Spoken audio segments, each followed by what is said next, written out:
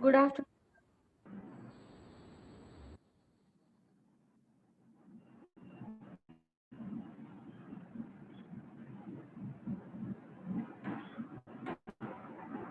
I hope the clarity of video is better now, right?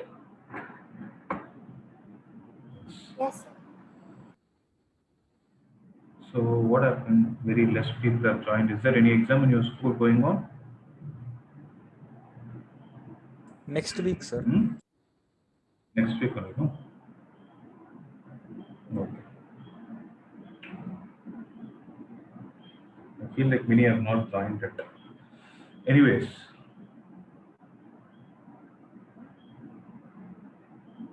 so last class we started with Ampere's circuital law, right? So this was the last concept that we saw, Ampere's circuital law. And the line integral of B dot dl is equal to mu naught into I net. I hope you guys remember this, right? Now we are going to see the applications of it. I would have given you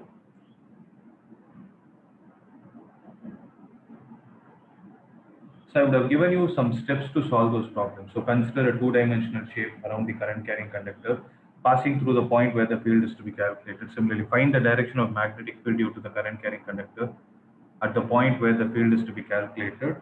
On the Amperian loop, consider an element dl and assign direction to it. Fourth, find the net current enclosed by the Amperian loop. Fifth, apply the formula, the line integral of B dot dl is equal to mu naught into I net, and we will need to solve for B. So based on this, tell me. The third step, sir, I didn't understand what does assign a direction to DL mean. I'll explain it to you. We'll do a example. So using Ampere's circuital law, derive expression for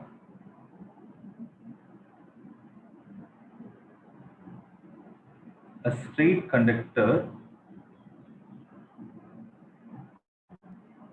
of infinite length.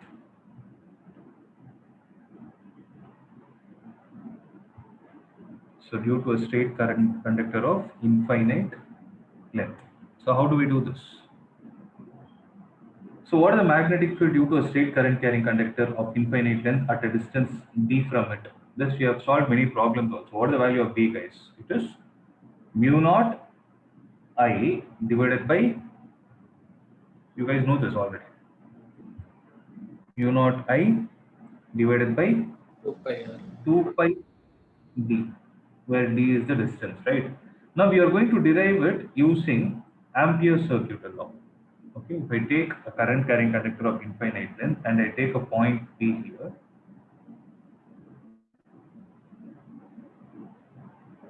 so if I take a point P here, then what does Ampere's circuital law state? What is the first step that we need to follow? To take a 2D shape. Take a 2D shape two-dimensional around the conductor, which is symmetric about this conductor, right? And it should also pass through the point where you're trying to calculate the field. So P is the point where you're trying to calculate the field. Let's say I is the value of current.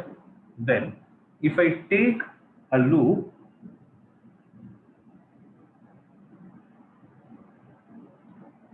around this current carrying conductor, then this is what is going to be the required Amperian loop. Okay, just give me a minute. There is a delay in, I've written it here, but it has not got displayed. So this is what we call it as the Amperian loop. And this Amperian loop has a radius of d. Okay, it has a radius d. Next is, on the Amperian loop, you need to consider a small element dl. See, don't get confused. This dl is not the same as the dl that we have seen in Biot-Savart law. This dl is an element on the loop. It's an element on Amperian loop, whereas the same dl in the case of Biot-Savart law is the current carrying element. It is a small current carrying element on the conductor itself. Here the conductor is at this point, whereas the Amperian loop is at a certain distance. I hope you guys are clear with this. So DL is an element on the Amperian loop. Then assign direction to the Amperian loop. So I have assigned direction to the Amperian loop at this point. Generally try to assign it in the direction of magnetic field. So when you take a straight current carrying conductor, the current is in the upward direction. In the right side, it is into the plane. So the value of DL will also be into the plane. Rohan, I hope this step clears your doubt. This is the third step. Yes, sir. Okay. Now, what are we supposed to do? What are the fourth steps saying?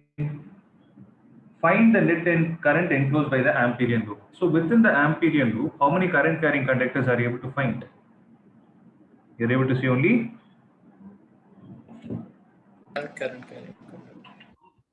one, right? So that one current carrying conductor carries a current of how much value? I, sir. So the total current enclosed by the Amperian loop is I itself. So why I'm stressing on this point is, see, for example, if there is a scenario like this,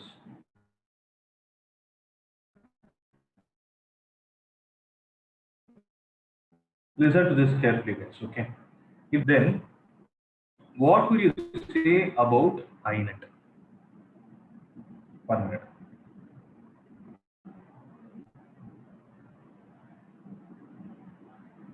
So what will you say about INET? I1 plus I2. The I1 and I2, but it will not be plus, it will be minus.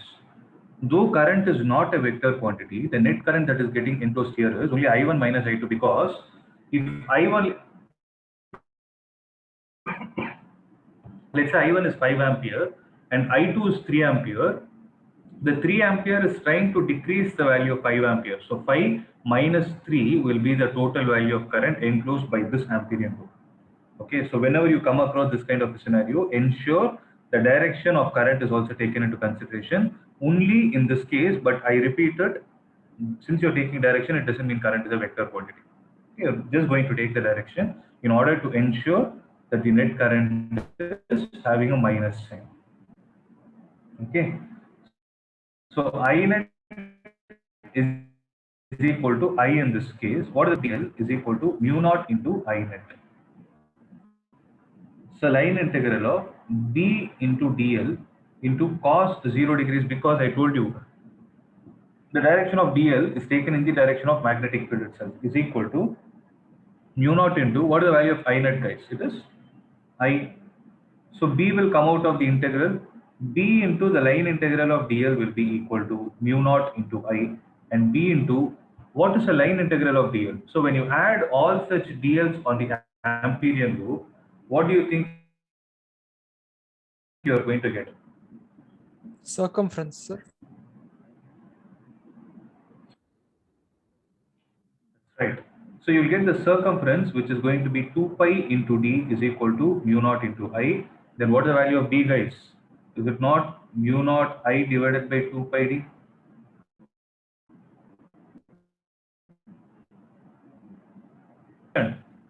That the same mathematical expression for magnetic field can be derived using Ampere's circuital law also.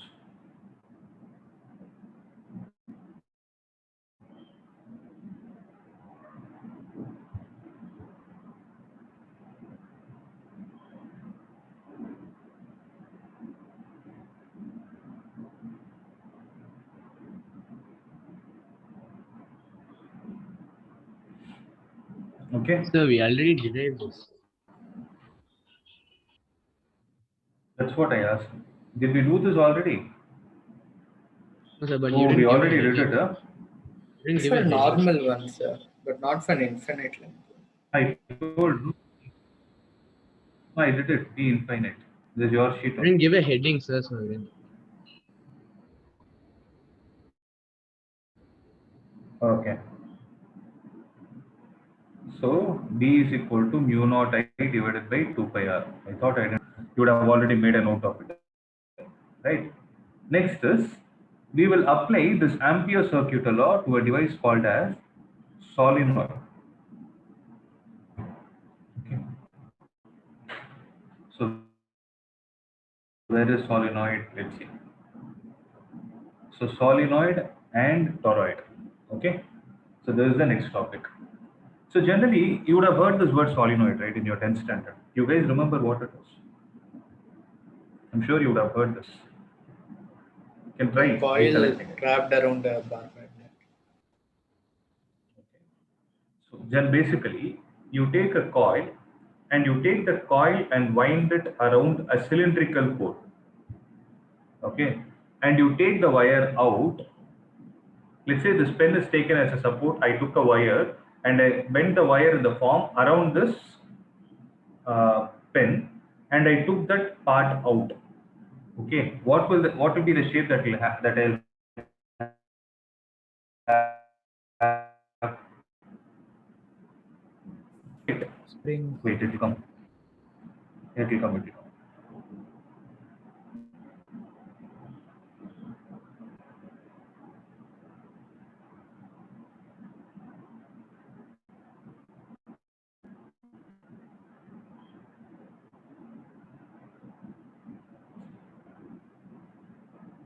My device itself has become slow. Yeah. So if I take a power source or a potential source and connect it across this kind of a wiring, then what will happen? See, actually this kind of a wiring is what is called as a solenoid. Solenoid is basically nothing but a helical wiring taken along a particular length. As simple as that. Okay. Did you guys understand what it means? So basically solenoid is nothing but an electromagnet. So what is an electromagnet? Magnetism can be Sir, voice is breaking, sir. using electricity. So basically solenoid is a linear electromagnet which has equal appeal. Okay. Is it for everyone? Yes, sir. Yes, sir. For me also, sir. 1 minute.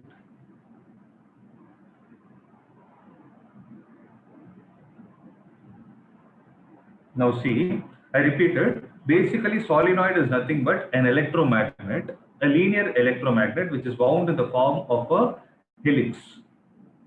Okay, so a solenoid has a thickness associated with it and length associated with it. So it has thickness and length.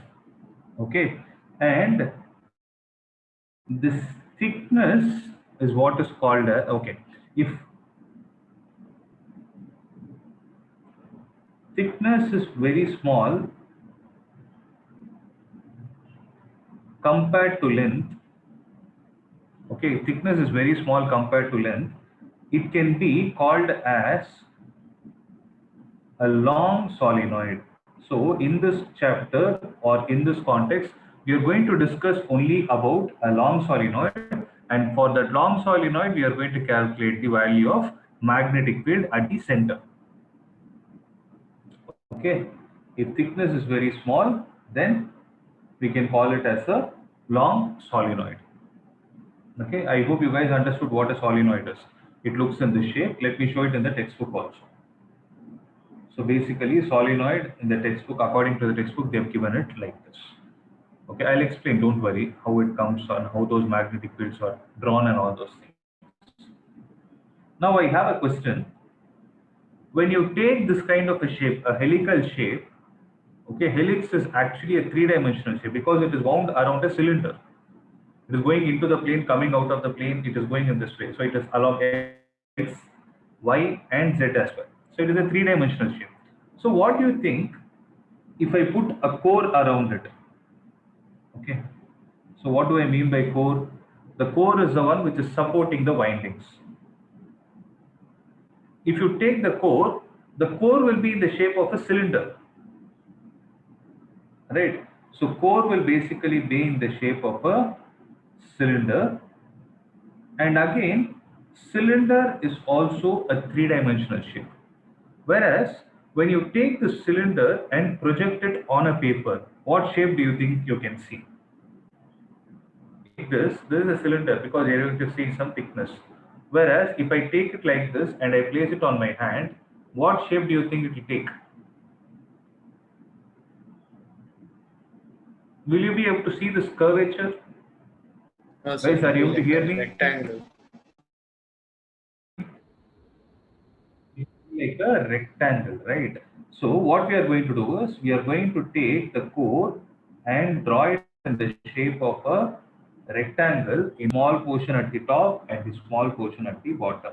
Now observe, I told you it is in the form, see, if I hold the cylinder like this, I take the wire and I wind the wire in this way. Okay, I wind the wire and I connect this end of the wire across a battery. When the current is flowing in this direction, at the top, the current is going. So if I take this hand as into the plane, at the top, the current is going into the plane, and at the bottom, the current is coming out of the plane. So when you see from this side, when the current is flowing in this direction, when you see from this side, what kind of a magnetic field will you be able to see? A circular magnetic. I mean, what is the direction of current you will be able to see?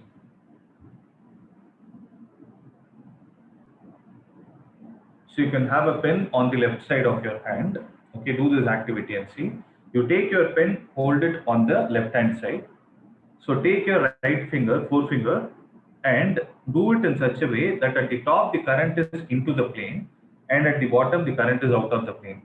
So when you see from the other side, okay, hold it in such a way that the cap is towards your face. Okay, that is when you see the pen from back side, what will be the direction of current that you guys will be able to see?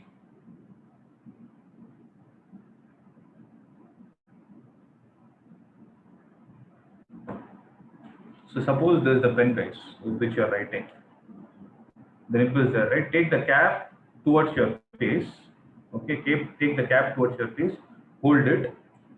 From the bottom of the pen, take your forefinger and drive it in the upward direction so that the current at the top is going into the plane and the bottom is coming out of the plane.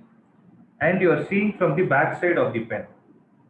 Okay, not from the cap side, you are seeing from the back side. Then what will be the direction of current that you guys will be able to see? There is only Clockwise, part sir. you'll be able to see it clockwise, and clockwise currents generally generate what poles? South poles. So, so wait, but I think in the textbook they would have done it in reverse. Anything is right only. Okay. So what I will do is you will not get confused. No, I'm taking at the top into the plane. So this into mark represents the direction of current, not the direction of magnetic field. Okay. So the into mark is like this, and at the bottom it will be out of the plane. Okay, listen to this carefully. So you are seeing from this side. When you see from this side, you are able to see the current in the clockwise direction. As a result of which, can I Sir, say your voice is that this is going to be the south pole? This, again, no? Yes, sir. Okay. Let me Could do you one repeat it thing. again, sir? I'll connect. Wait. 1 minute. Wait.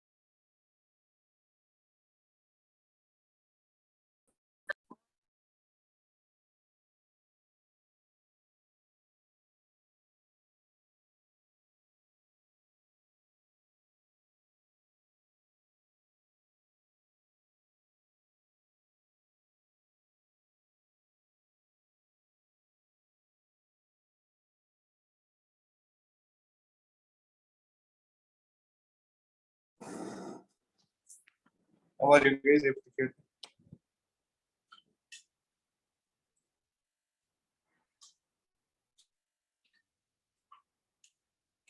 Are you guys able to hear me now?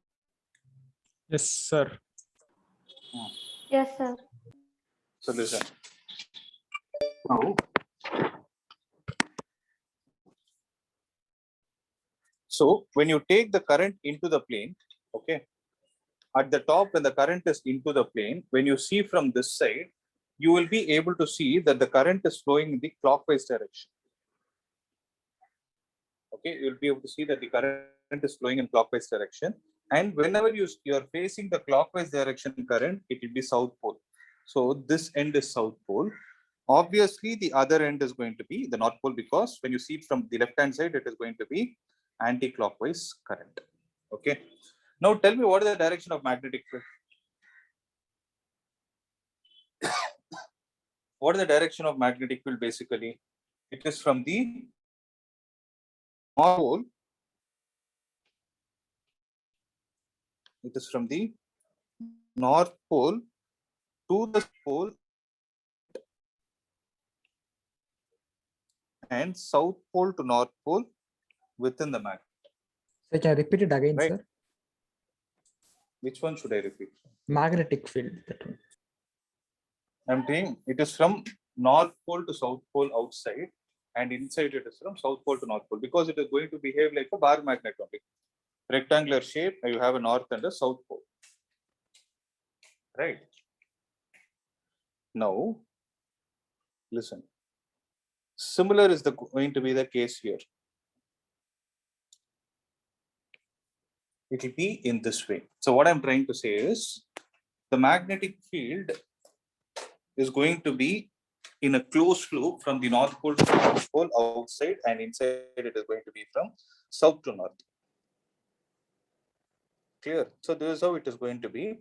Here, there are some important points to be noted.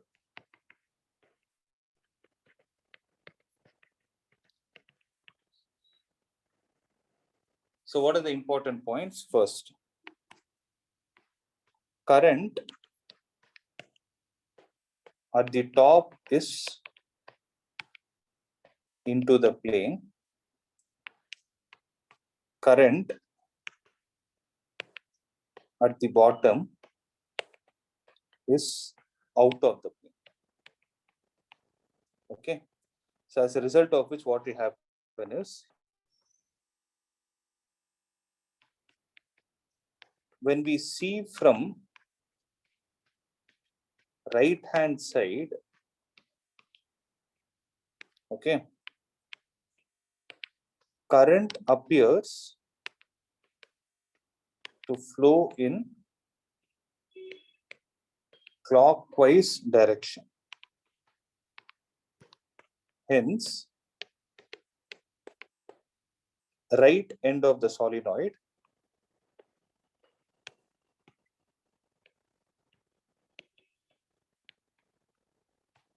behaves like a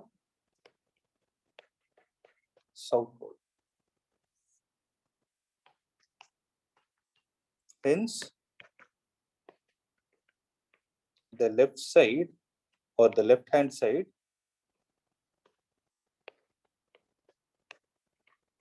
behaves like a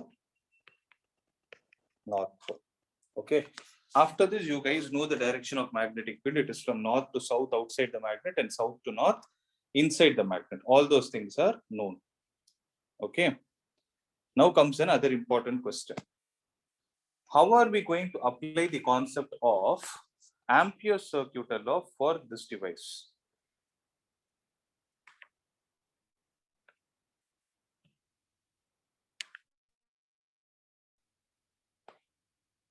Okay, for that, what we are going to do is, wait, one last point. Since solenoid is considered to be long, okay, since the solenoid is considered to be long, the value of magnetic field outside is approximated to 0.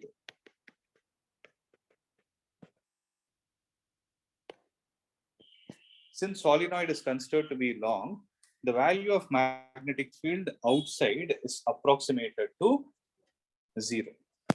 Okay.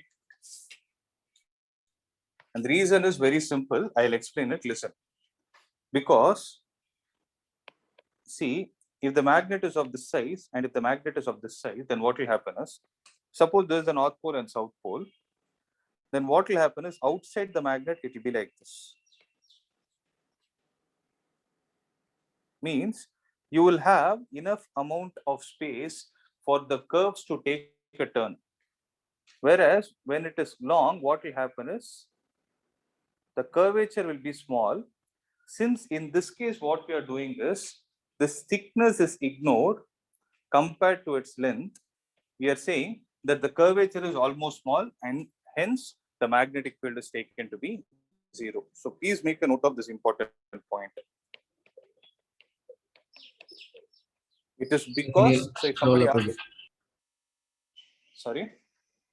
So can you show the third point? Sir? Third pointer.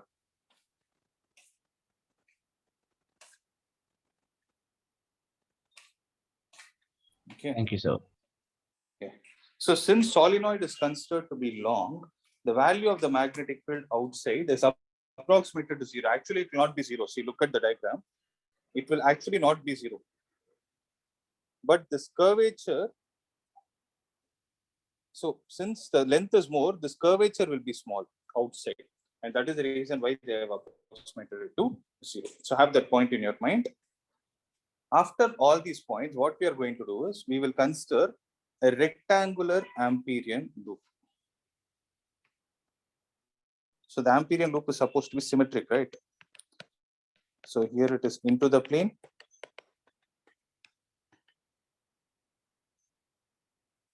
And here it is out of the plane, right? So if you take, sir, is it the electric field is into and out of the plane, sir? Electric, magnetic. Okay, sir. Which one? Into mark? Into mark is current. This is current. Magnetic field is like this.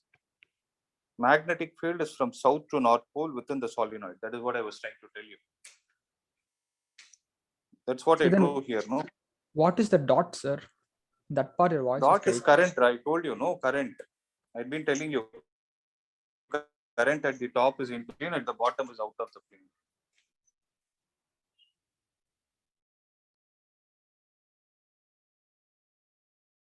Three-dimensional shape, and I asked you to do an activity. Did you do it? I asked you to hold the pen and do it right with your forefinger. So in that activity, I clearly mentioned that if the current in the upward direction is into the plane, the current at the bottom will be out of the plane. Okay, that is current, not magnetic field.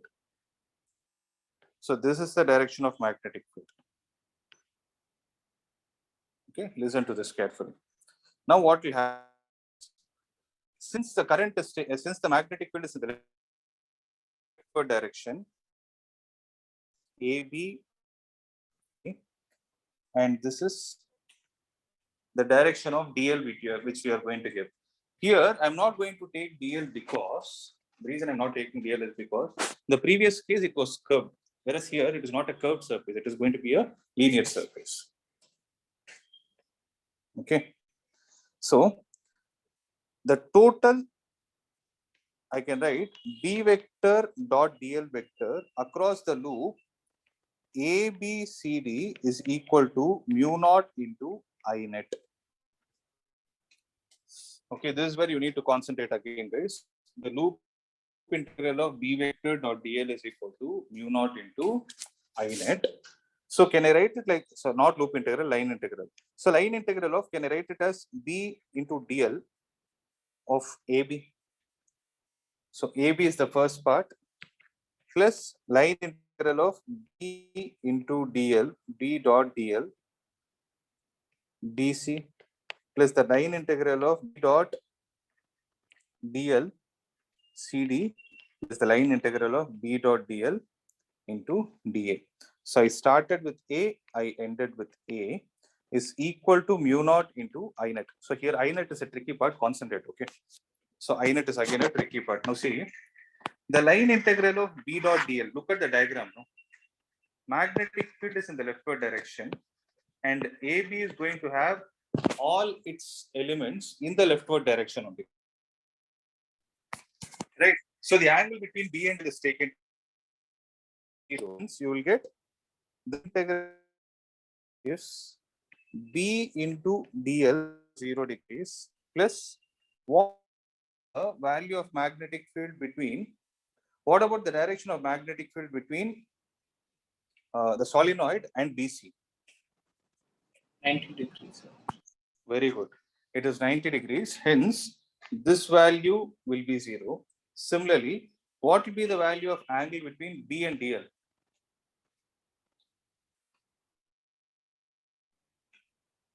It will be 180. Sir. It should actually be 180. But what will happen? I gave you an important point with respect to magnetic field outside. It's approximated to be 0. Sir. It will be 0. Approximated to 0 means this value will also be 0.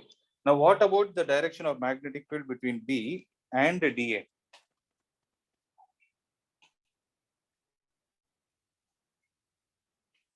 This is also 0. Why? Because the angle theta is equal to 90 degrees. Here P is 0 and here also theta is equal to 90 degrees. Okay, this is an important step. So, only value that is equal to mu naught into I net. Listen to this carefully now again. Okay. So if I take the value of D outside, the line integral of DL is equal to mu naught into I net. So what is the value of all the elements that will be present on DL when they get added together? Sorry, they are present on AB. When they get added together, what are you going to get? You will get the length of this portion, which is nothing but AB only. So B into L is equal to mu naught into I net. So what is that we are supposed to find now? We don't know how much is the value of current that is flowing through the small portion L. Okay. Now, just give me a minute.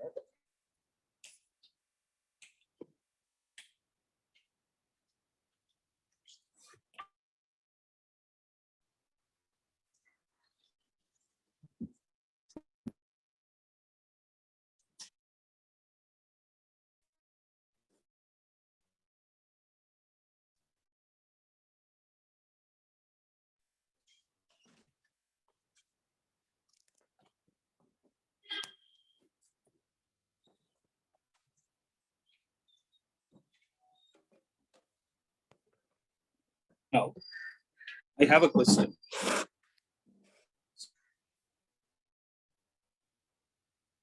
So I take the total length of the solenoid to be capital N. Okay. Carefully. If I take the number of windings of the solenoid,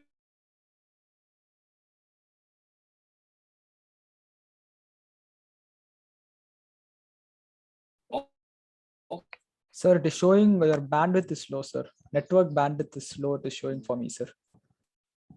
Epsilon Academy's network bandwidth is slow. It is coming for me, sir.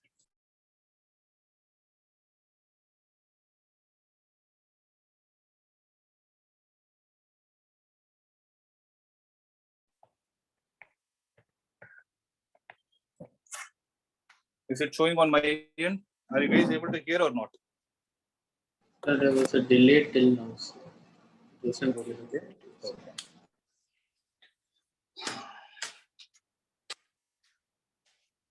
Okay, let me try it from some other place.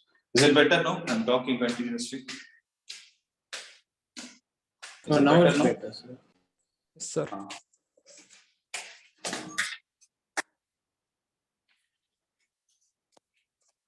Okay. So if I take the number of windings to be capital N, okay. If I take the number of windings in the wire to be capital N and the number of turns per unit length as small unit length as small n. Then what is small n in terms of capital N? So it will be capital N divided by L, where L will be the total length of solenoid. Is it clear, guys?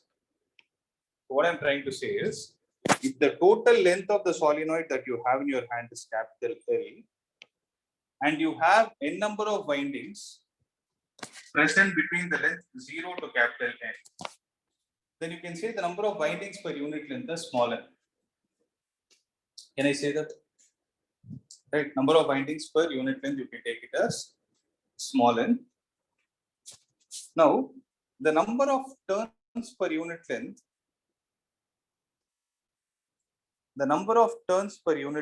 is always a constant. So what do I mean by constant? Means if you have a 1 centimeter solenoid and you have 10 windings in it, so this is capital L, this is capital N. Then if you have 2 centimeter solenoid, how many windings will be present in it?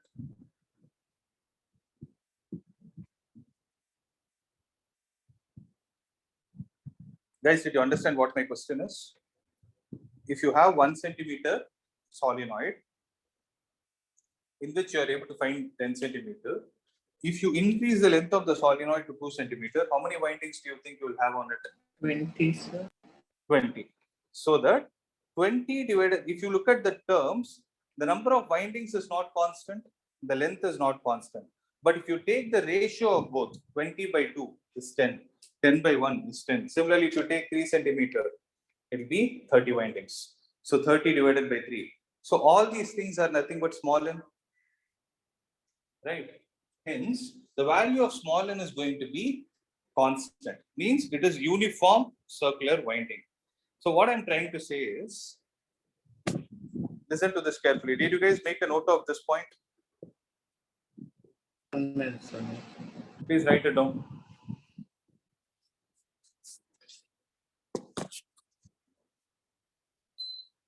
Sir, windings is the loop, right, sir? That number of turns. Why is it?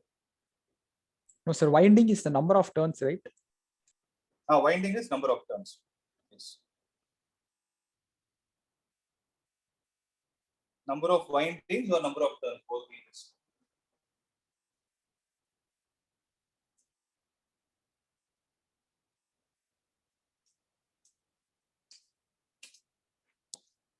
Done, sir. Done. Now see, if the total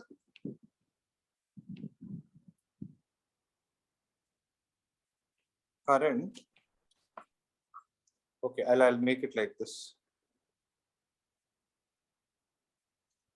If the number of windings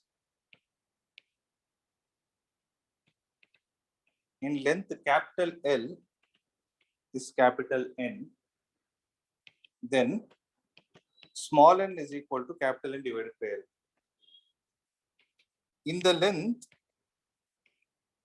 small l, okay, in the length small l, what will be the number of windings? If I call the number of windings as n dash, then n dash divided by small l should also be equal to small n. Guys, are you able to understand what I'm trying to say? So how much ever is the length you're taking, if you divide the number of windings, number of turns in that length divided by the length of it, that is going to be a constant, which is small n. So can I say n dash divided by L is equal to capital N divided by L? So n dash will be equal to, what is capital N divided by L? It is small n into L. Did you guys understand this? Right. So what I'm trying to say from here is, let this be equation number 1. Then can I say B into L is equal to mu naught into n dash into I? Why did I write n dash into I?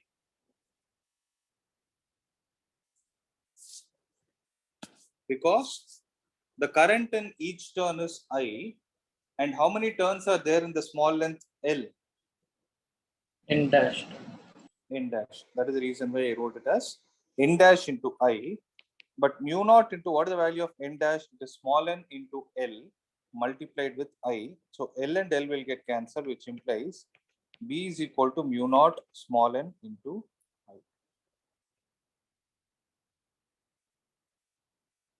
Okay. So B is equal to mu naught into small n into I is the value of magnetic field at the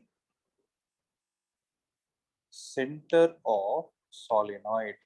And this is an important expression for you guys to remember. Here mu naught stands for what? Permeability of free space. Small n stands for the number of turns per unit length, and the capital I stands for the current.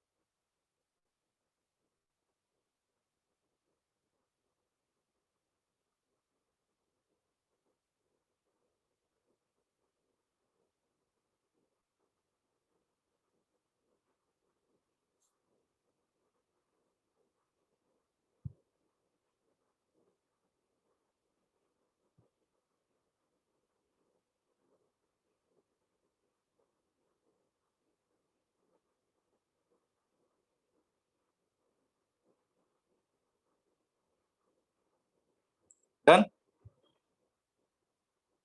Yes, sir.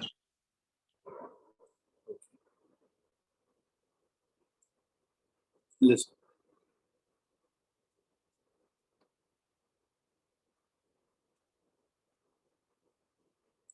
So there is a solenoid of length 0.5 meter, radius 1 centimeter, that is 10 power minus 2 meter, and is made up of 500 turns. So N is equal to 500. So it carries a current of 5 ampere. I is equal to 5 ampere. What is the magnitude of the magnetic field inside the solenoid? So B is equal to how much? Mu naught into small n into I. B is equal to mu naught into small n into I. But what is mu naught? 4 pi into 10 power minus 7 into small n is how much? Capital N divided by L, that is going to be 1000, into I is how much? 5. So it is going to be 20 pi into 10 power minus 4, or 2 pi into 10 power minus 3, which is 6.28 into 10 power minus 3 Tesla. So that is going to be the value of this.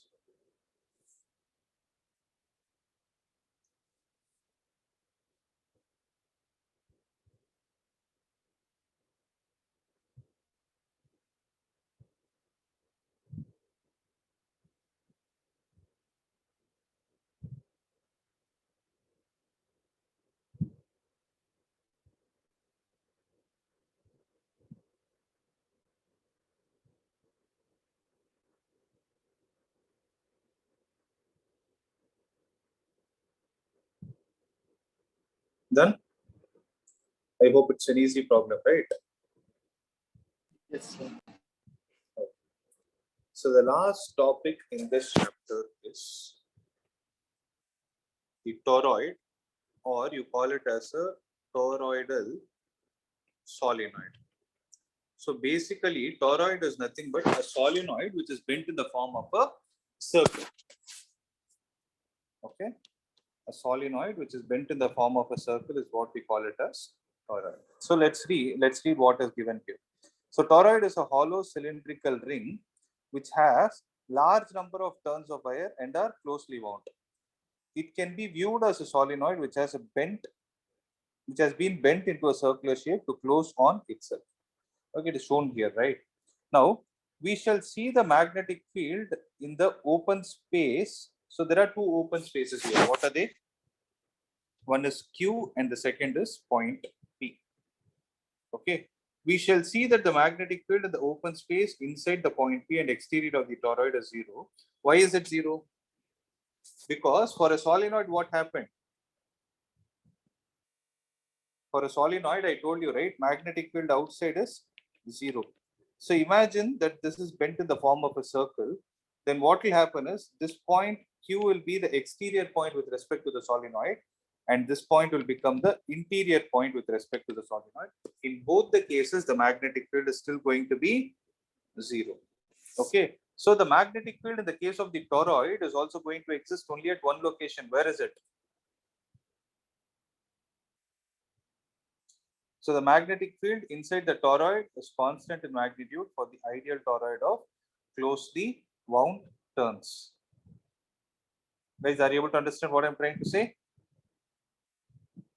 Could you explain it? Sorry? Could you explain it? Sure. See, for a solenoid, I told you that the magnetic field outside is 0. Is that point clear? Yes, sir. So when I say outside, it doesn't mean the point in the upward direction alone. It is a point in the downward direction as well.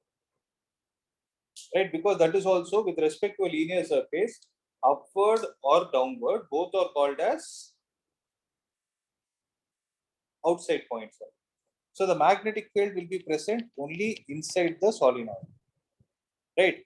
Imagine that this rod is bent in the form of a circle. Okay, if it is bent in the form of a circle, then this outside point, so the top point with respect to the linear solenoid would have become an outside point with respect to the circular solenoid. Right? The bottom point with respect to the rectangular solenoid or linear solenoid would have become an interior point with respect to the circular solenoid. Accepted? So where will the only magnetic field be present? Just like how it was present only within the conductor or within the solenoid, for toroid also the magnetic field will exist only inside, and it is obviously going to be a constant value. Like how we have derived it here, B will be equal to mu naught into Ni, right? Here also the value will be something similar. Or it might be the same also. Tell me. Sir, so the before the solenoid is bent, P and Q are outside charges, right? Not charges, they are points. Sorry, sir, outside points, right? Before the Yes, they are solenoid was bent. Okay. Yes, they were outside points. Outside points with respect to the linear solenoid. Whereas with respect to the circular coil, these are outside points only, but I cannot see it as outside. This is outside, and this is an interior point. Sir, so both magnetic fields will have 0 value, sir. Yes, that is what I'm trying to say. Because the same solenoid which you already had in your hand is what is bent to the form of a circle, right? So it is going to be the same scenario, right? So where is the magnetic field going to be present? Only in the interior. That is within the toroid is what the magnetic field is going to be present. And our job is to calculate what is the value of it. So it's very simple. So when you take a toroid,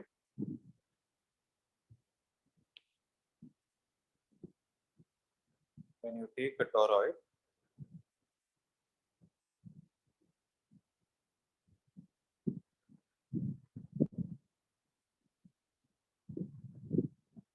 is bent in this form, right?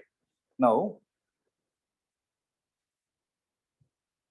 if the magnetic field is taken in this direction, okay, then let's say the magnetic field inside is also in the anti-clockwise direction. See, for example, for a solenoid, linear solenoid, we took a scenario in such a way that the current at the top was into the plane, the current at the bottom was out of the plane. Remember, here also let me say the current at the top is into the plane and the current at the bottom is out of the plane.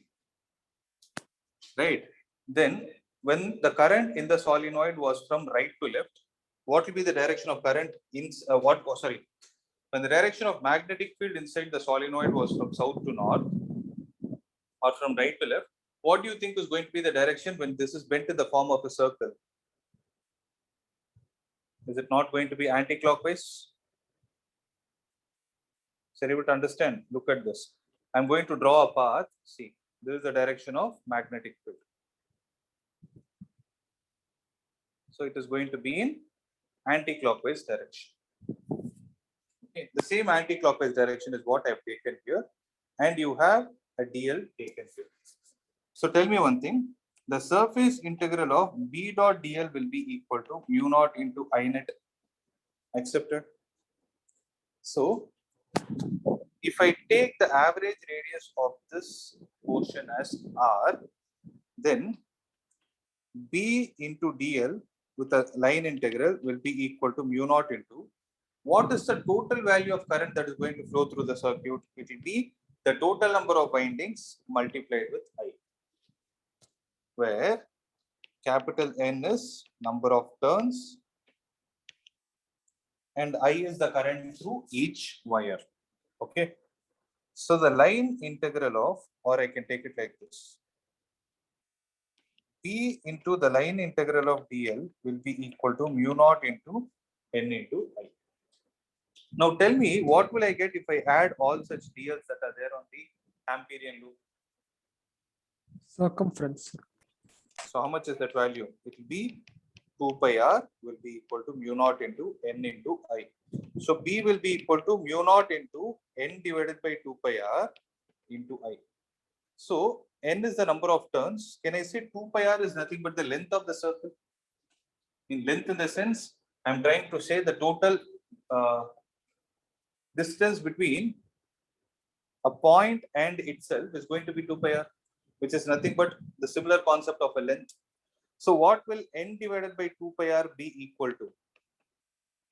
Can I call it as small n into I? Okay. Since small n will be equal to number of turns per unit length. So number of turns is capital N, per unit length is 2 pi r. So capital N divided by 2 pi r, I wrote it as small n. So B in, for a toroid will also be mu naught into N into I. But what is the only difference that you need to have in your mind? In the case of a solenoid, small n is capital N divided by capital L. Whereas in the case of a toroid, it will be the number of turns per circumference. Okay. Is that clear, guys? Could you scroll up, sir? Sure. Sir, is this magnetic field at the center or on the surface of It is not. toroid, sir? It is not center. It is at every point inside. Okay, sir. You take any point, it is going to be the same.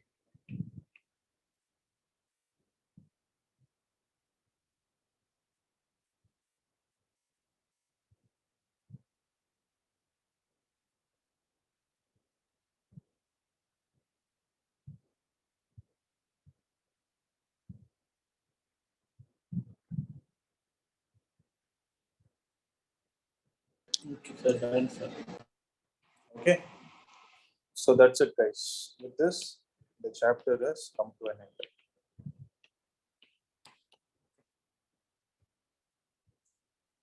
So conceptually, the chapter is over. There is one small problem that I need to do, that I'll do it in tomorrow's class. That is this one. But you need to master Ampere circuit law before you do this problem. Then we'll go to the next chapter. That is magnetism. Okay. So any other doubt, guys, from today's class? Okay. No doubt, you can leave. Thank you, sir. Thank you, sir. Thank you, sir.